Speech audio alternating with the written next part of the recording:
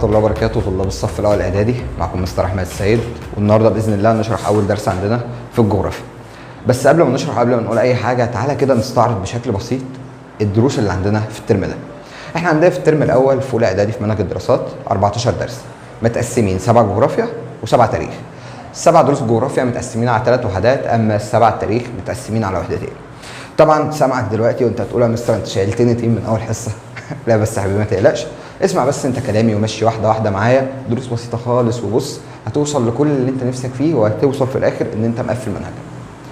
يلا كان نسمي الله ونقول ونتكلم على اول درس. اول درس عندنا يا حبيب قلبي هو اسمه الظواهر الكونيه. الظواهر الكونيه يعني ايه اصلا ظواهر كونيه؟ ممكن تقعد تفكر مع نفسك كده معنى كلمه الظواهر الكونيه دي يعني ايه؟ تعالوا لك بشكل بسيط جدا. وانت قاعد بالليل كده في البلكونه، قاعده حلوه، لو بصيت في السماء هتلاقي نجوم وهتلاقي قمر. اللي انت شفته بعينك ده هو ده اللي احنا بنقول عليه الظواهر الكونيه. ثانيه يا مستر، يعني القمر والنجوم اللي احنا بنشوفها دي اسمها ظواهر كونيه؟ طب هل يا مستر دي الظواهر الكونيه الوحيده؟ يعني كل ده احنا بنتكلم عن قمر ونجوم؟ لا طبعا، في ظواهر تانية انت مش بتشوفها في عينك، عفوا انت مش بتشوفها بعينك. طب ليه؟ لانها موجوده في مكان اسمه الفضاء. الفضاء ده بعيد يا مستر؟ يا حبيب قلبي، الفضاء ده بعد السماء بعيد خالص، فانت مش هتقدر تشوف الظواهر دي بعينك. طب زي ايه الظواهر اللي انا مش بشوفها دي؟ عندنا حاجه اسمها المجرات وحاجه اسمها الكواكب. يبقى تاني احنا دلوقتي متفقين ان في 4 ظواهر كونيه، 2 احنا بنشوفهم و2 احنا مش بنشوفهم. ال2 اللي احنا بنشوفهم في السماء عادي النجوم والاقمار، ال2 اللي احنا مش بنشوفهم المجرات والكواكب. خلينا اول حاجه نتكلم عن حاجه احنا شايفينها. نتكلم اول حاجه عن النجوم. ايه هي النجوم اصلا؟ قال لك يا حبيب قلبي النجوم هي اجسام كبيره متوهجه تشع ضوء وحراره. تعريف بسيط خالص، تعال نفسره سوا. النجوم هي اجسام كبيره الحجم متوهجه بتشع ضوء وحراره، بيطلع منها نور وبيطلع منها حراره. ممكن يجي في دماغك سؤال ويقول طب يا مستر النجوم دي كبيره ازاي اذا كنت انا اصلا بشوفها في السماء؟ يعني انا اصلا مش قادر اشوفها. هقول لك يا حبيب قلبي النجوم حجمها كبير جدا، بس انت بتشوفها في السماء صغيره عشان هي بعيده عنك جدا. يبقى تاني النجوم انت بتشوفها صغيره ليه؟ عشان هي بعيده عنك جدا، ودي معلومه ليك انت عشان لو السؤال جه في دماغك. تمام. قال لي معايا هنا ان من خصائص النجوم ان النجوم بتتكون من مواد غازيه. النجوم بتتكون من مواد غازيه اللي هو الغاز او حاجه زي الهواء كده. النجوم متكونه من غاز. تمام؟ وتختلف درجه حرارتها حسب لونها. يعني درجه حراره النجمه بعرفها من لونها. اشد حراره لونها ازرق، اقل حراره لونها احمر. يبقى تاني بعرف درجه حراره النجوم من ايه؟ من لونها. اللي درجه حرارتها شديده لونها ايه؟ ازرق، واللي درجه حرارتها قليله لونها ايه؟ احمر. يبقى تاني اتكلمنا عن النجوم وقلنا هي اجسام كبيره متوهجه تشع ضوء وحراره. هي ايه؟ اجسام كبيره متوهجه تشع ضوء وحراره. خصائص النجوم ايه؟ بتتكون النجوم من ايه؟ من مواد غازيه تختلف درجه حرارتها حسب لونها. شديده الحراره لونها ازرق، منخفضه الحراره لونها احمر. لحد كده تمام؟ لحد كده تمام. قال لك كمان ان النجوم بتدور حولها الكواكب مثل الشمس اقرب نجم الى الارض. قال لك ان النجوم دي كمان بتدور حواليها الكواكب، زي عندنا مثلا الشمس، والشمس دي بتكون اقرب نجم الى الارض. حد هنا يستغرب ويقول يا مستر هي اصلا الشمس نجم؟ يا حبيب قلبي، كل الشمس اللي انت بتشوفها دي عباره عن نجم. طب ايه اللي مخليها كبيره وبقيه النجوم صغيره؟ لان احنا قلنا هنا انها اقرب نجم الى الارض. وهنتكلم بالتفصيل عن الشمس والمجموعه الشمسيه بس في بقيه الدروس قدام، مش عايز الخبطك معايا دلوقتي. احنا دلوقتي اتكلمنا عن النجوم وقلنا ان النجوم دي من الظواهر اللي انت بتشوفها في السماء لو بصيت في السماء. كده خدنا حاجه من اللي احنا بنشوفها، تعال نتكلم عن حاجه من اللي احنا بقى ما بنشوفهاش اللي موجوده في الفضاء. المجرات. يعني ايه اصلا مجرات؟ ما هي المجرات؟ قال لك هنا يا حبيبي في تعريف المجرات، قال لك تجمعات هائله من ملايين النجوم مختلفه في الشكل والحجم والنوع. يبقى تاني المجرات تجمعات هائله من ملايين النجوم اللي احنا لسه قايلينها فوق هنا، مختلفه في الشكل والحجم والنوع. تجمعات هائله يعني النجوم كلها متجمعه، كل مجموعه لوحدها في الفضاء. التجمعات دي احنا بنطلق عليها اسمه ايه؟ اسمه المجرات. النجوم اللي متجمعه مع بعض دي مختلفه في شكلها وحجمها، صغيره وكبيره، وكمان نوعها. تمام. يبقى احنا كده مع بعض بالراحه عرفنا في الاول تعريف النجوم، بعد كده تعريف المجرات. خصائص بقى المجرات، يعني احنا قلنا ان النجوم بتتكون من مواد غازيه طب المجرات بتتكون من ايه؟ قال لك المجرات تتكون المجره الواحده من ملايين النجوم وتفصل بينها مسافات كبيره. يبقى تاني، تتكون المجره الواحده من ملايين النجوم وبتفصل بين كل نجمه او كل مجره والتانيه مسافات كبيره جدا. عشان كده احنا لحد دلوقتي بكل التطور والتكنولوجيا اللي احنا فيها دي مش قادرين نوصل لنجمه او لمجره من دول، لانها اولا زي ما قلنا احنا بنشوفها نجوم صغيره عشان بعيده عنا جدا، وكمان بينهم مسافات كبيره جدا. تمام. قال لك يا حبيب قلبي في انواع للمجرات على حسب شكلها. يعني المجرات دي كمان فيها نوع على حسب الشكل. طب ازاي؟ المجرات واخده فوق احنا قلنا تجمعات هائله من النجوم. التجمعات دي كل مجموعه واخده شكل. عندنا 3 اشكال للمجرات. اول شكل هو الشكل الحلزوني، حلزوني دوران كده زي ما انت شايف. تاني شكل معانا هو الشكل البيضاوي. الشكل البيضاوي اقرب شكل ليه على ارض الواقع هو شكل البيضه، فهو فوق التجمعات شكل حلزوني، حلزونه، والشكل البيضاوي اللي هو اضرب بيها مثال شكل البيضه. تالت شكل معانا هو شكل الغير منتظم. طب الشكل الغير منتظم ده عامل ازاي يا مستر؟ الشكل الغير منتظم ده عباره يا حبيب قلبي عن نجوم مبعثره، نجوم كده متنطوره او متبحتره في السماء، فمش واخده شكل معين، ولا هي حلزوني ولا هي بيضاوي، فبنقول عليها شكل غير منتظم. يبقى تاني وبالراحه، قلنا المجرات هي ايه؟ تجمعات هائله من ملايين النجوم مختلفه في 3 حاجات. هم ايه ال3 حاجات؟ شكل ونوع وحجم. قلنا خصائص المجرات بتتكون المجره الواحده من ملايين النجوم وتفصل بينهم مسافات كبيره ايه؟ كبيره جدا. انواع المجرات على حسب شكلها قلنا عندنا 3 اشكال: حلزونيه، بيضاويه، وغير منتظمه. نجوم متبحتره فمش واخده شكل معين. طب يا مستر حلو، عرفنا يعني ايه نجوم وعرفنا يعني ايه مجرات. طب هل احنا موجودين في مجره من المجرات دي؟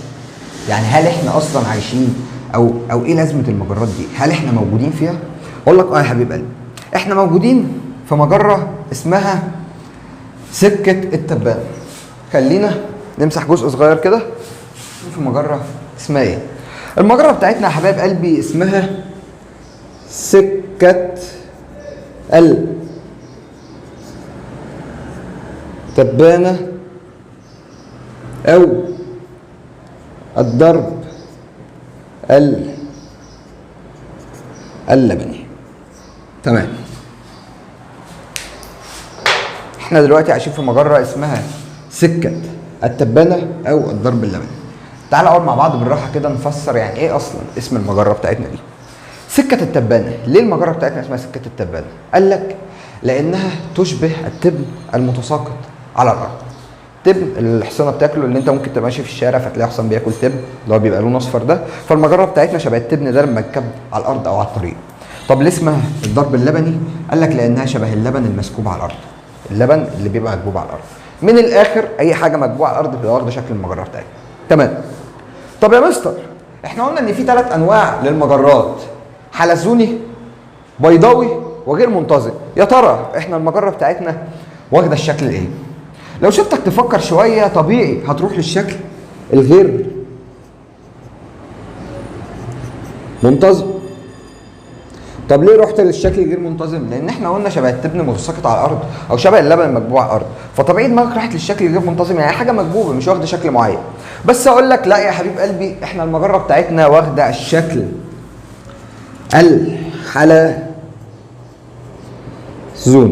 المجرات هي ايه؟ المجرات تجمعات هائله من ملايين النجوم مختلفه في الشكل والحجم والنوع.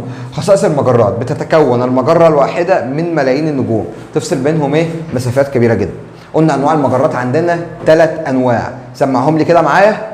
ايوه، حلزوني، 2 بيضاوي، 3 غير منتظم. قلنا ان احنا عايشين في مجره اسمها ايه؟ سكه التبانه. تاني اسم ليها الضرب اللبني. لو جه قال لك في الامتحان بما تفسر للمجره بتاعتنا اسمها سكه التبانه، لانها شبه التبن المتساقط على الارض. طب ليه اسمها الضرب اللبني؟ لانها تشبه اللبن المسكوب على الارض.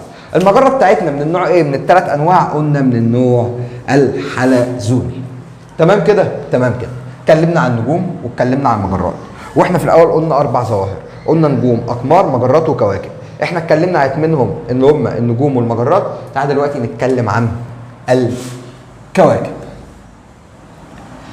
ما هو تعريف الكواكب يا مستر احمد؟ الكواكب اجسام صغيره الحجم نسبيا لا تشع ضوء ولا حراره وتستمد ضوء او حرارتها من النجوم.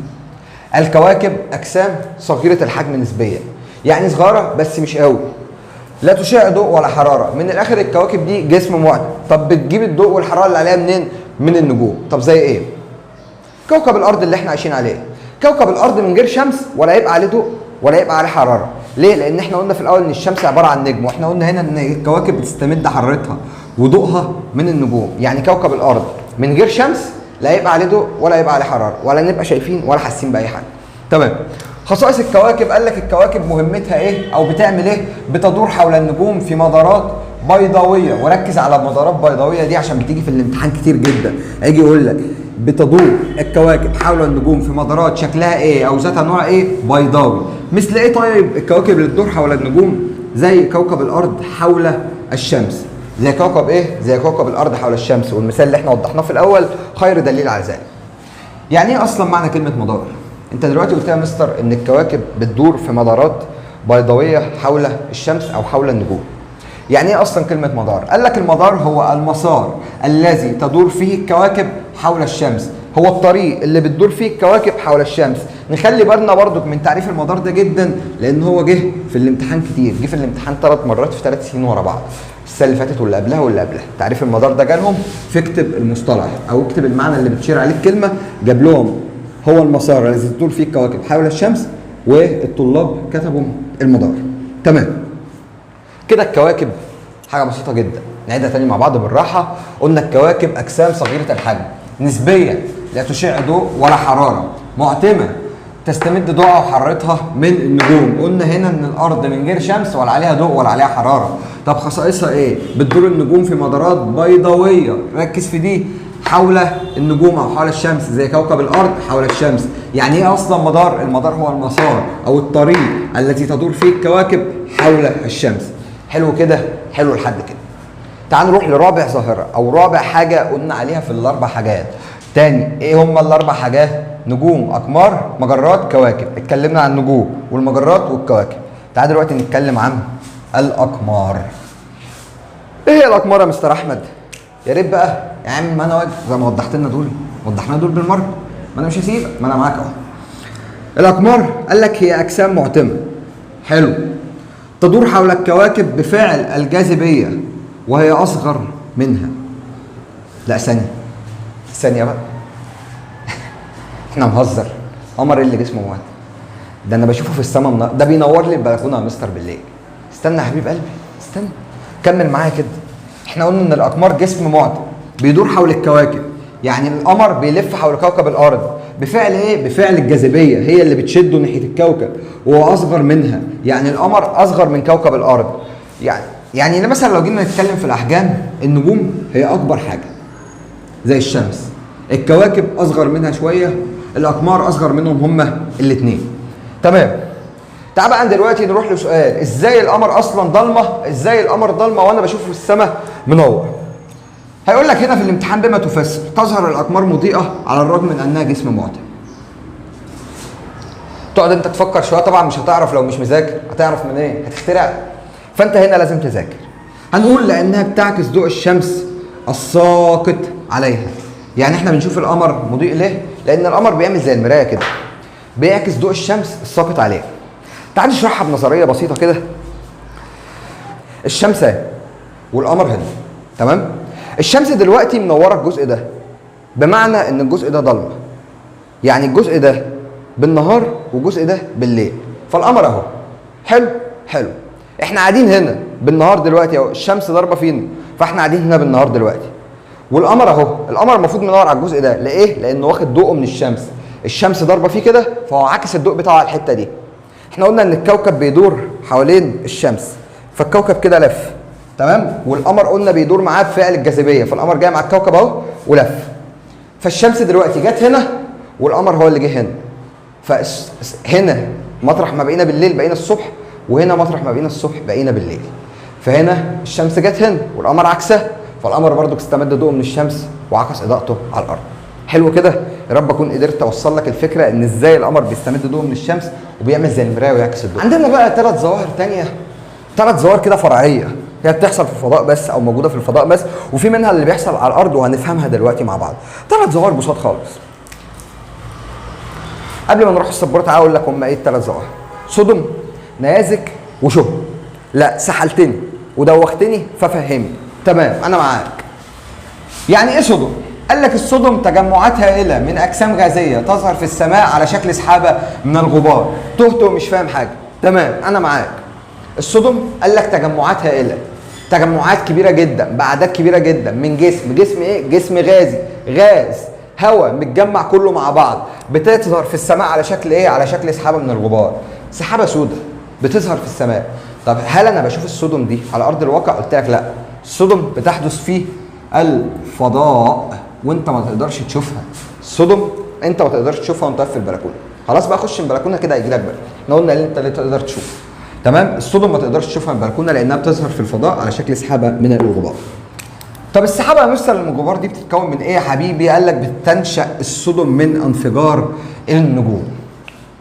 ولو ركزنا مع بعض احنا قلنا ان النجوم بتتكون من مواد غازيه، وقلنا ان الصدم بتتكون من اجسام غازيه.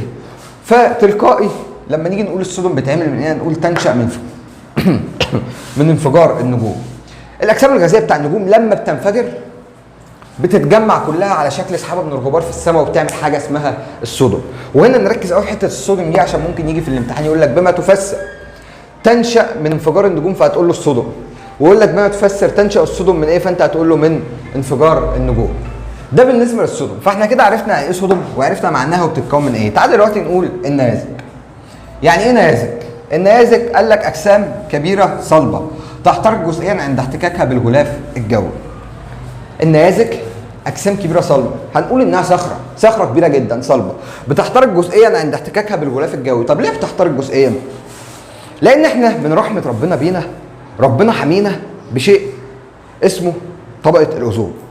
طبقه الاوزون دي زي لفه كوكب الارض كده، اي جسم بيحاول يخش من الفضاء طبقه الاوزون دي بتحرقه، لان النيزك ده كبير جدا لو نزل على مدينه هيدمرها هيبيدها من على وش الارض. فقال لك ان الاجسام، قال لك ان النيازك اجسام كبيره صلبه تحترق جزئيا عند احتكاكها بالغلاف الجوي. طب وبقيه الاجزاء بتروح فين؟ قال لك خصائصها خصائص النيازك الجسم الفضائي الوحيد الذي يصل الى الارض.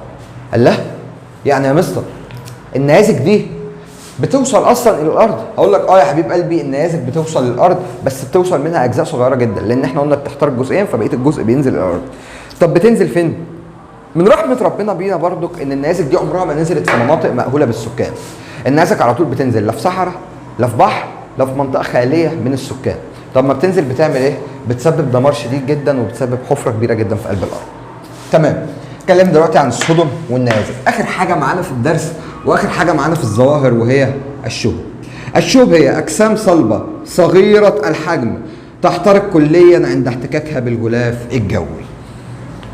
الشهب نفس الصخره بس دلوقتي صغيره الحجم، فعشان كده لما بتخبط في الغلاف الجوي ما بتحترقش كليا، لا بتحترق ما بتحترقش عفوا جزئيا زي النيازك، لا بتحترق كليا بتتباد نهائيا. طب انا ممكن اشوف ان الشهب دي اقول لك الشهب بتظهر في السماء على شكل سهام ضوئيه. يبقى تاني الشهب بتظهر في السماء على شكل سهام ضوئيه. تمام. يعني النيازك لا، النيازك انت ما تقدرش تشوفها لان احنا قلنا بتنزل في مناطق غير مأهوله بالسكان، مناطق انت مش موجود فيها.